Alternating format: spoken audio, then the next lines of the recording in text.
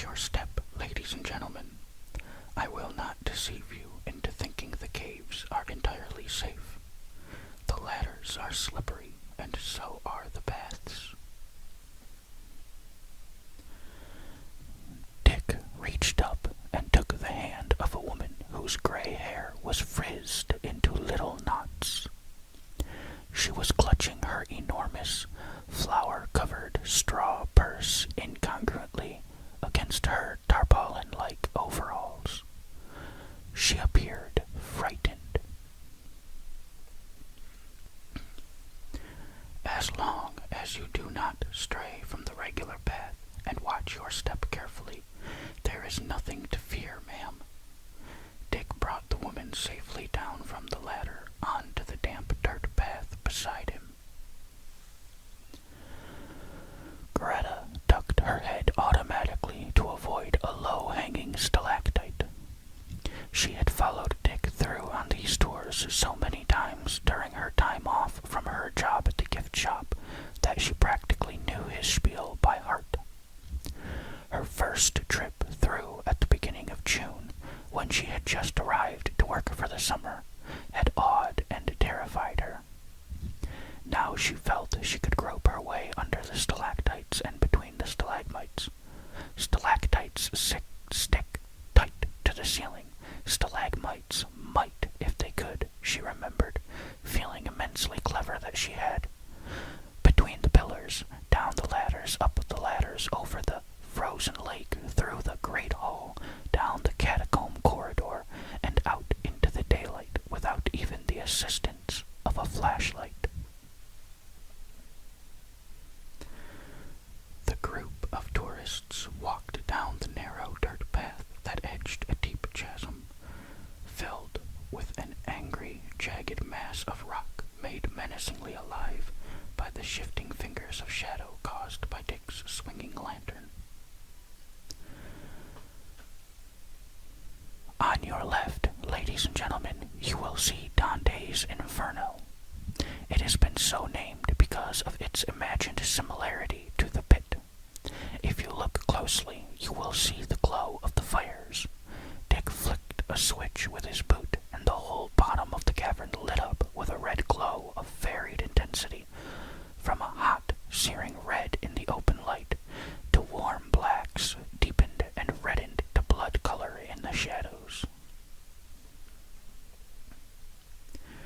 There were oohs and ahs from the tourists. Dick continued with his speech, catching sight of Greta and winking at her openly now that all other heads were directed toward the chasm. Of course, ladies and gentlemen, this bit of fantasy is a miracle of modern science, and one with which we are all familiar. But there is a story about the caves which does not have such a simple explanation. It concerns a young girl named Augusta Guthrie, who with her family was passing through this country during the early 1870s in a wagon train. Then Dick retold the tale Greta knew so well. She had heard it so often that as she leaned against the jagged wall, her arms crossed tightly against the cold, she was not sure whether she was really hearing Dick's voice or hearing her memory of it. She wandered off into the woods by herself. The members of the wagon train were able to follow her footsteps to the mouth of the caves, and they searched throughout the portions of the cave they could reach, but with no success. She was never found. She is known as the discoverer of the caves. Some say that she is a jealous owner who has not entirely relinquished her treasure, even in death. Many persons whose integrity is respected have sworn they have seen her walking through the higher chambers of the caves, her long calico skirt and sunbonnet ribbons floating in the windless, lightless cave. To some she merely beckons. Others she approaches and asks plaintively, will they yet return, and lays a bony hand on them in pleading. Greta smiled a little and looked down at her Oxfords, crossed as she leaned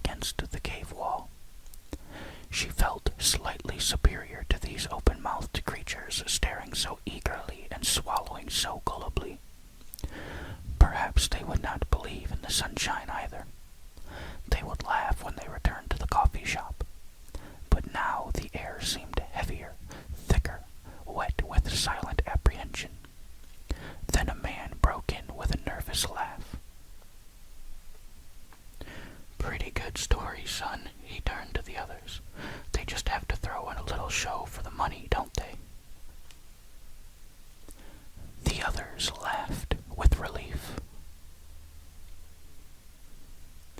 Greta looked up to Dick for what she knew he would say. He was a wonderful showman. He rose a little above them on the trail ahead and spoke. His voice gathered small, enlarging echoes from the huge cave. The gentleman is right, he said solemnly. It is wrong to think of this story too seriously. I try not to think of it as I walk the caves alone. Let's go on to other, more pleasant aspects.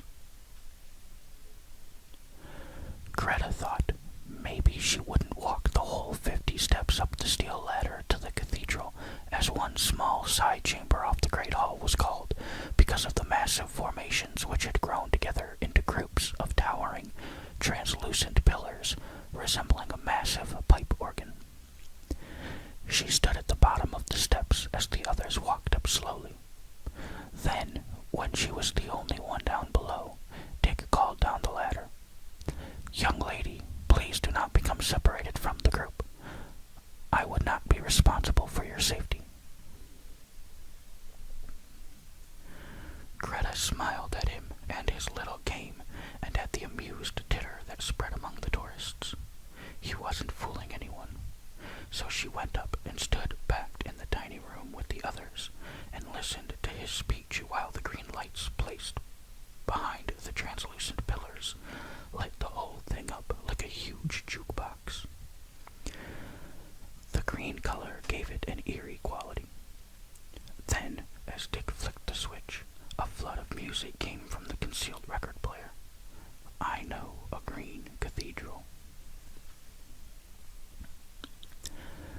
This had always bothered Greta, so she used it to keep it a bit. But guide, the green cathedral in the song is a forest. Dick loosed one of his imperturbable grins. Speak to the management, young lady. I only work here. Another amused and knowing titter. At last, they had gone through the great hall and turned out all the lights to see what absolute, total, and complete darkness really is, or how Jonah must have felt under similar circumstances. There was the ritual of lighting the single match and seeing the huge vault of the cavern come alive with warmth and light and the enormously elongated, writhing shadows of people. Then over the frozen lake, down the catacomb corridor, and home again, jiggity-jig. Greta was glad because she was tired of stamping her feet and blowing on her hands to keep warm. Dick came up to her and took her by the arm. Hey, Rube, let's go get rid of this lamp of mine and we'll see what's for lunch down in ye old mess hall.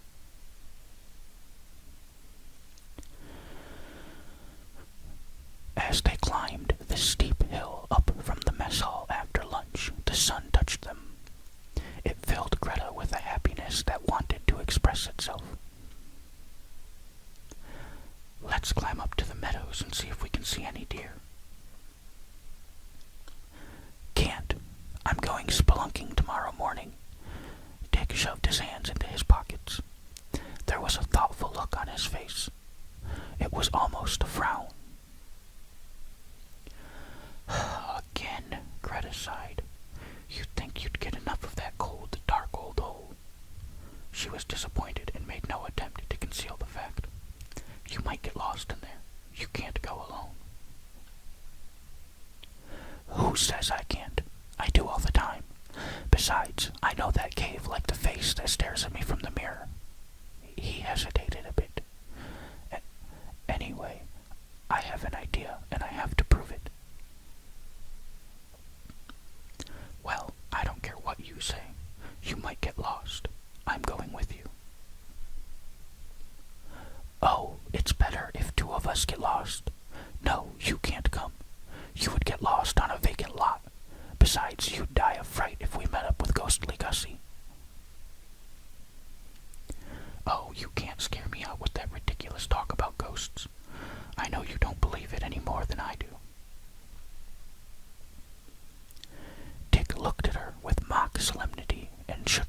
slowly.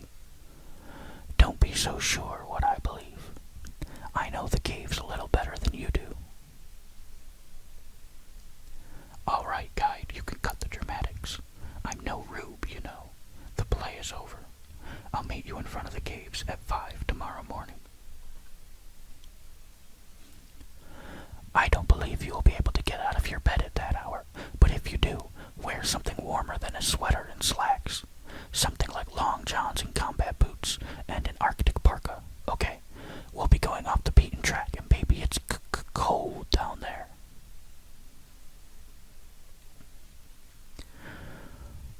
When 4:45 came next morning, Greta rolled over to turn off her alarm clock to a chorus of groans on the sleeping porch.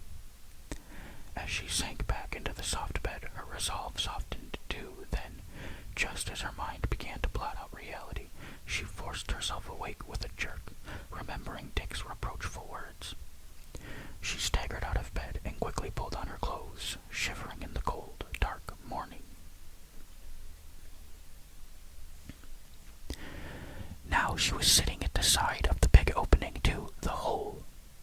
She was wearing her long red ski underwear, jeans, stadium boots, and a couple of woolen shirts over a sweater, and she was wondering vaguely if she could even maneuver in all her gear. The moon had not yet set, and she could see the shape of the hill where the boy's dorm sat, sharply silhouetted against a gray sky. The entire resort area was quiet. There was a lonely moan of breezes in the fir trees. Just the night for a ghost, Greta thought, teasing herself. Aren't they supposed to have a particular fondness for moonlit nights? Well, they aren't any different from their living counterparts in that respect. Then she looked up and saw a dark shape moving down the path from the boys' bunkhouse. There was Dick now, she thought, and she got up and started toward him. She had just taken a few steps when a voice behind her startled her. I can't believe you got here first. Women are supposed to always be late. She whirled around to see Dick. He had come from around the hill. I was getting a flash from the supply house. But Greta looked up the path to the bunkhouse, but the dark, moving shape was gone. I thought I saw you coming down the trail from the bunkhouse just a minute ago. Hey girl, get a hold of yourself. We aren't even in the caves and you're seeing things. Are you certain you want to go? We might meet Gussie, you know. His eyes were wide. The caves were different without the tourists. It did not seem like a big show. It was real. Their footsteps down the metal railing were amplified into huge, hollow echoes by the sounding board of the cave walls. We'll go down as far as the Great Hall, then I'll check out my idea. Greta did not feel so independent with just the two of them as she had that afternoon with the whole crowd. She stayed close to Dick, and the circle of light from the flash that swung and bobbed and reached across the ragged floor. Stay here with the flashlight, will you, Greta? I'm going up on that ledge and behind that screen of columns. I've got a hunch I might find something. Just point the flash up the wall. I'll need both hands to climb. Greta sat down on the damp ledge protruding from the wall and followed Dick's climbing form up the wall with a halo of light. After he got above the loose earth of the lower bank, he took a couple of wide-stretched steps up the rocky wall. Then he had disappeared behind a curtain of icicle-like pillars. As soon as he disappeared, Greta felt alone. It wasn't that she was afraid. Ghosts. Ha! Foolishness. But it was cold, frightfully cold, and the chill was coming up from the floor and out from the walls. She stamped her feet. She glanced around the huge chamber.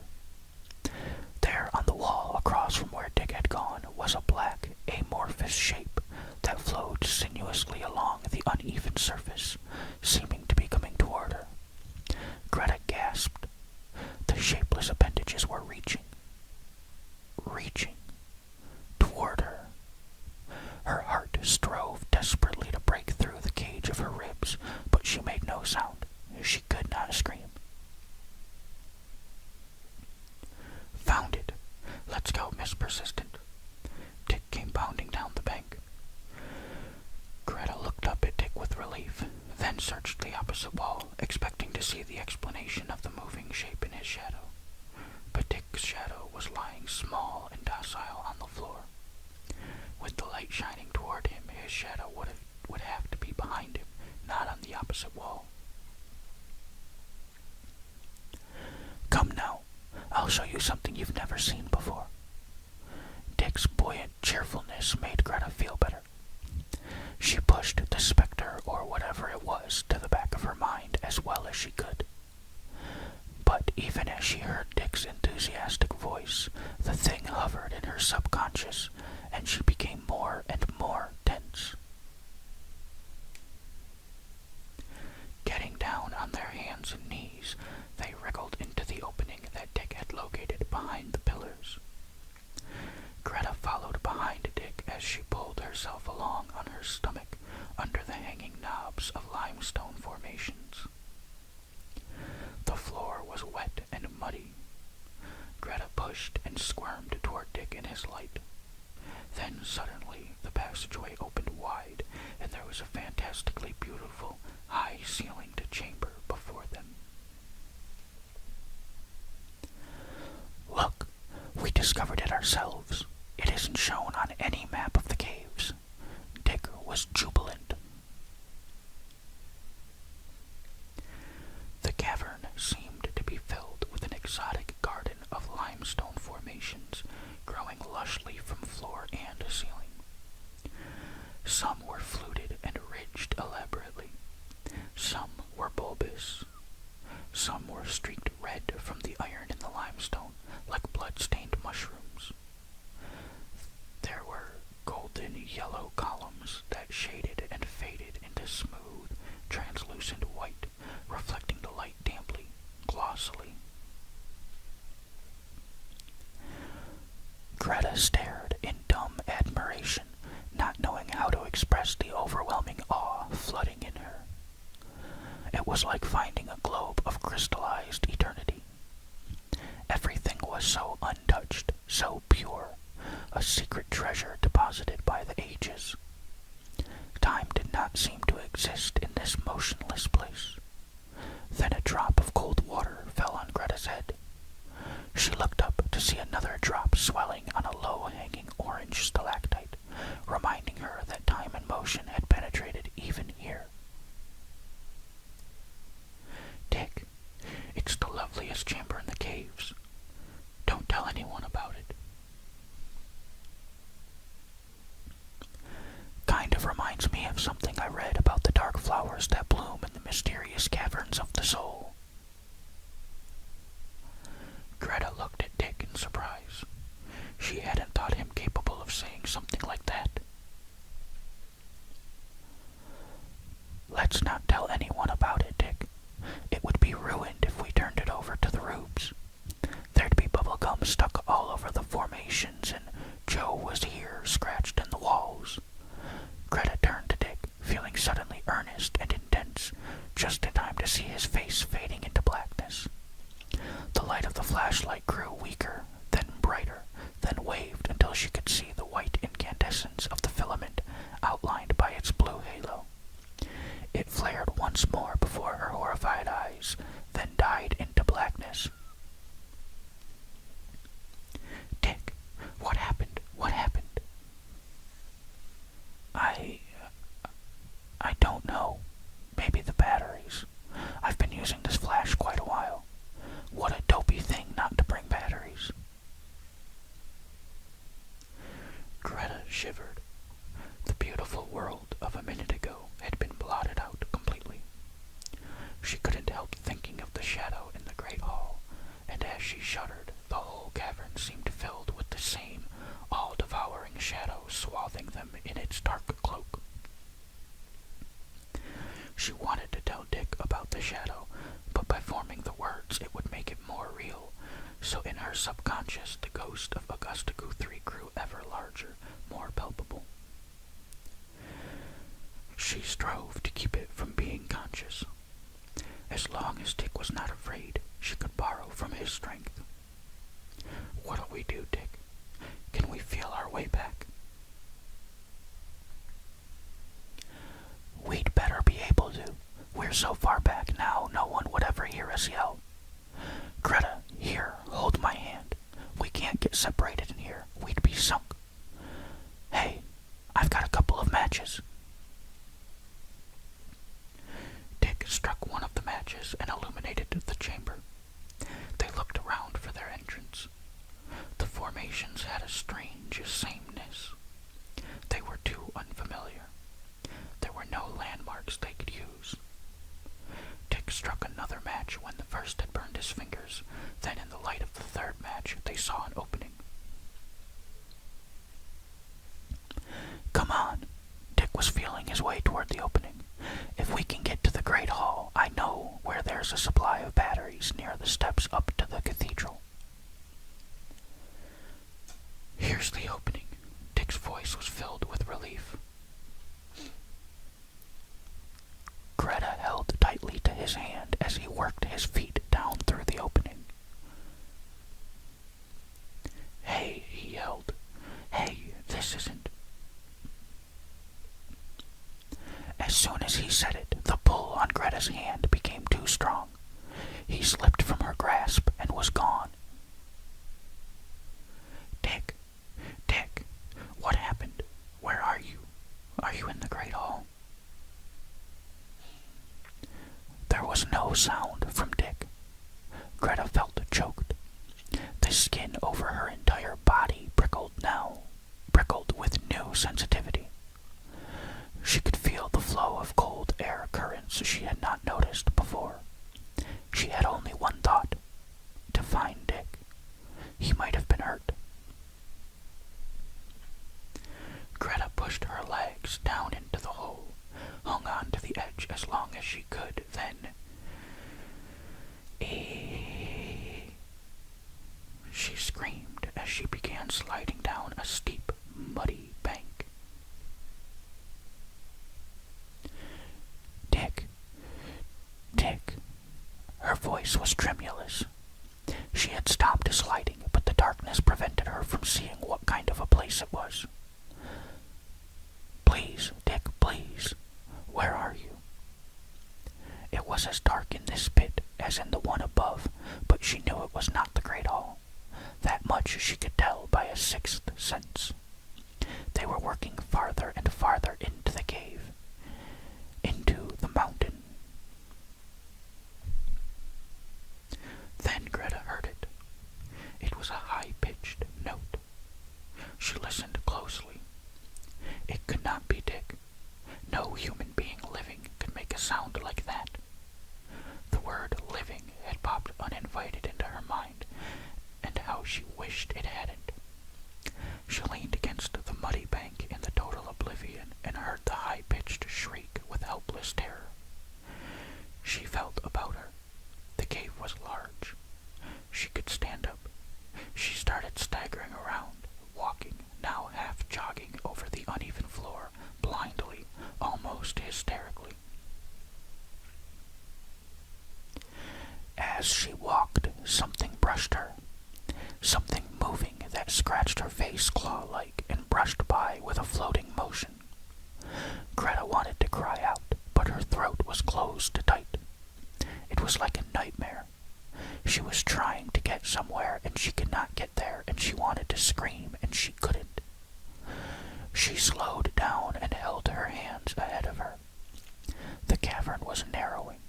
It was a cold light without warmth, and it silhouetted a many-tentacled moving shape, pulsating, flowing, growing, shrinking slowly.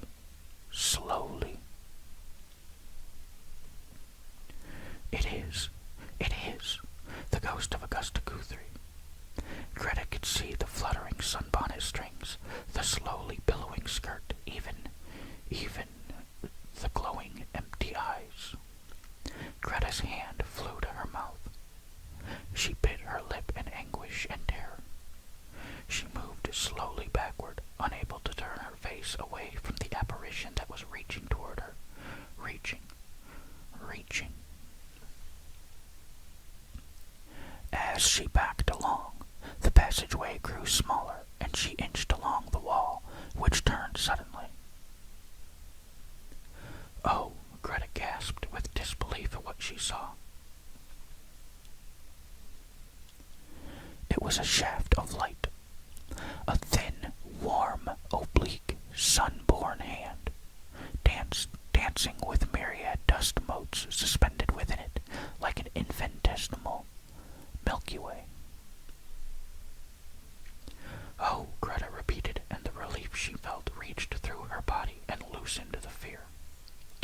She raced forward wildly to the ray of light. She found a small opening as she searched the rocks. It had a well-worn pathway with small footprints of what appeared to be a raccoon. It was surprisingly easy to work her way out of the opening, which was covered thickly with mountain laurel. She worked through the bushes, scratching herself as she went. Then she glanced around quickly to see where she was. She was on the other side of the crest from the opening, on the low side of the bank. That's how there could be an opening to the surface even though they had gone deeper. She ran around the side of the hill as rapidly as she could and got a flashlight from the guide's shack near the mouth of the cave. In the early morning light, she did not think of the ghost, but as she again approached the opening, she felt the fear swell within her. Pushing aside the bushes, she entered the same way she had come out. She hoped that the apparition had gone to other quarters, because she did not know if she had courage to face it again. But she had to find Dick. Dick, Dick, she cupped her hands to her mouth as she called. Then she heard a stumbling sound. Greta, I'm here. I'm coming. Forgetting about the apparition, in her relief at hearing Dick's voice, she ran forward, and then she saw it. An old piece of cloth hanging from a hole in the wall, fluttering with the breeze from the passageway to the outside. But the glow... As she rounded the turn, she saw Dick. He came down the corridor with a slight limp, but with a smile spread all over his face. Boy, am I glad to see you. That darned phosphorus deposit with that old rag flapping over it gave me quite a start. Some raccoon or something put it in that hole, I'll bet. There's a lot of other junk from the trash barrels, too, and look at all the animal tracks around it. Greta led him quickly to the opening, and his eyes lit up as though he were seeing a Christmas tree full of presents. Say, good girl, this is something we can't keep secret. The Park Service hasn't the slightest idea there's another way out of the caves. Let's tell them about the whole thing. Greta's face glowed as she spoke. It would be selfish to not let other people see that room you discovered. Let's call it the Chamber of Dark Flowers, okay? Dick grinned his acquiescence, as though he appreciated her selection. At last, scratched but happy, they were sitting on the ground outside the cave. The sun was coming over the horizon, evaporating the last residue of fear and giving courage with its golden touch. I've got to hand it to you, Greta. You've got what it takes. How do you mean? Finding the opening? Yeah, that too. But I mean, you never once panicked about that ghost or anything. Cool as a hunk of ice all the way. Man, when I made that hand shadow on the cavern wall by holding my hand in front of a match, I darn near scared myself, it looked so bad. When a bat flew into me later, I nearly jumped out of my hide. Bat? Greta grimaced and her hands flew up to her face. That's what I said. Didn't you know there were bats in the cave? Couldn't you hear that high-pitched squeak? Oh, no. Greta twisted her mouth in disgust. I'm glad I didn't know. Ghosts are one thing, but bats? Boy. You are crazy, Greta. Crazy, crazy. Dick grabbed her hand as they started trotting down the hill. Hang on tight so you don't get lost, he said.